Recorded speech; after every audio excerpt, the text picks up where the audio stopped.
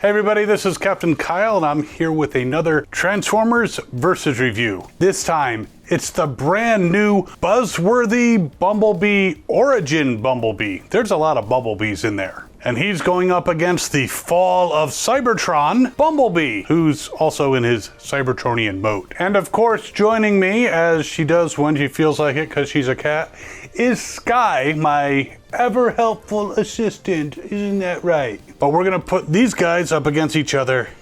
Be right back. So I'm gonna start out with the Buzzworthy Bumblebee Origin Bumblebee. I'm just gonna call him Origin Bumblebee because that's way too many words. Very excited about this toy. He transforms into something that looks a lot like, though not exactly like, his first appearance in More Than Meets the Eye Part 1, the beginning of the Transformers cartoon. Now, this guy is pretty cool. He comes with a gun, which not every Bumblebee does. He is not a huge figure. I'm putting a mini-bot Bumblebee next to him so you can kind of see he's bigger than the mini-bot, but he's not huge, which makes sense. He's Bumblebee. He also comes with this jetpack. Now, I'm not sure why he has a jetpack because, well, quite frankly, jetpacks were Sideswipe's thing in Transformers, but it's still, I'm not going to complain about him having a jetpack. You know, I'd like a jetpack. Why not? He also comes with these rods, which are actually reminiscent of the power rods that Wheeljack and Bumblebee were retrieving and bringing back to Iacon in that very first episode. So they're kind of neat. When I saw them on the packaging, I thought they were missiles, and I'm like, okay, these are weird looking missiles, but no, they are actually for holding energon, which is kind of important. As far as posability, as you can see, he can pretty much do a full Jean-Claude Van Damme, which means he is able to do all kinds of kicks and poses, though, you know, he can't balance on one foot very easily unless there we go. He can be doing a kick. He's got a lot of shoulder articulation. He bends at the elbow. Part of his transformation is his hands going forward, so he can kind of like tilt his wrist forward. I don't know why he would do that. He's punching someone that's really bad form. He can bend at the knee, but just be aware there's a little plate, so it only bends so far. He can't like overextend, but it bends pretty well. And the possibilities for him falling over are endless. Or, you know, just standing in different positions. He swivels at the hips. His head can also turn very easily, even slightly tilts forward and back, so he can look up in the sky for Decepticons, because that's where they usually hang out, except the Seacons, bastards. But overall, a very cool figure. But that is not the first Cybertronian version of Bumblebee. There was the Fall of Cybertron version, who actually looks a lot more like a badass. He's got this blade on his arm that he can, you know, gut some people. He actually has it on both arms if you want to swing it out. He also has a gun.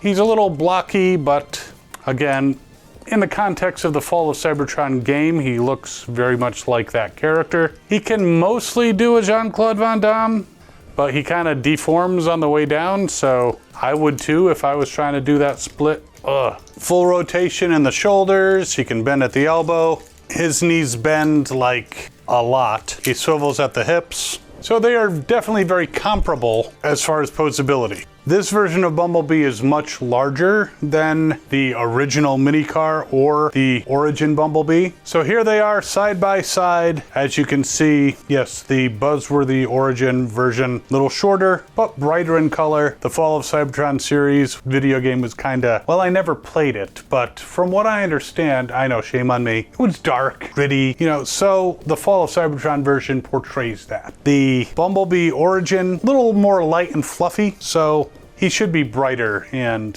nicer looking. So obviously, just like every Transformer, you gotta take off the weapons and such in order to transform him. There's no place to put the rods. That's all right. So here's Bumblebee in his Cybertronian saucer mode. In the original, he was a little more squished, not as long of a vehicle, but still a very good representation, very similar, not exact, but very similar to his first appearance in More Than Meets the Eye. Now you can take his handy dandy jetpack and attach it so he can get extra speed though that seems more like a Bumblebee from Transformers animated type thing. And you can also attach his gun in either the right or left ports. I wish then he had two guns, because then it would make sense. I hate asymmetrical weaponry placement. Duh. But again, a very cool mode. If you rewatch that, you'll notice he's very similar. And like I said, not exact, but good enough. Now we just need a Wheeljack who changes it to some kind of shopping cart with armor. And there it is, the Cybertronian vehicle mode of Fall of Cybertron Bumblebee. It looks more like something from Tron. I had forgotten what a pain in the ass it is to get all those little tabs together and push it together. But it does look like maybe a Volkswagen from the future, or, you know, something that Tron might drive for ecological and environmental reasons. But a pretty neat looking vehicle. You might be able to fit the weapon underneath. I'm not going to try it because I just went through a pain in the ass remembering how to transform this thing. But it rolls pretty good. So I like it. You know, I will probably never transform it again after this video. No, I will put him back in robot mode somehow. But again, you can't really attach the gun anywhere.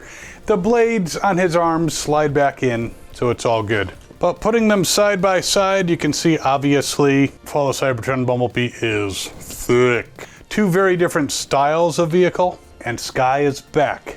I mean, definitely a great homage to the original. This is, I don't know if it would be more practical, but this one on the bottom, you can't roll it because it doesn't have wheels. But in a race, obviously the Fall of Cybertron Bumblebee would win. Now, I just rewatched that part of the episode, and he did supposedly have wheels underneath this thing in that episode, but they're not here. But I mean, the fact that they could take a Bumblebee that's very recognizable as Bumblebee, looks like his G1 version, and actually have him transform into this thing is impressive. But this is a little bit more usable. But there you go. I really like all Transformers, so it's hard for me to decide which is better. So let me know in the comments which Bumblebee you think is better. If you've actually not picked this up yet, I definitely recommend it if you're a Bumblebee fan. If you don't like Bumblebee, then I don't know what to tell you. But that's it for this Versus review. Thanks for watching. Check out some other videos. We got them over here. If you haven't already, you can subscribe down there. We have social media stuff. You can check out our sister channel, Phantom Spotlight. And we will see you next time. And as always, have fun and good hunting.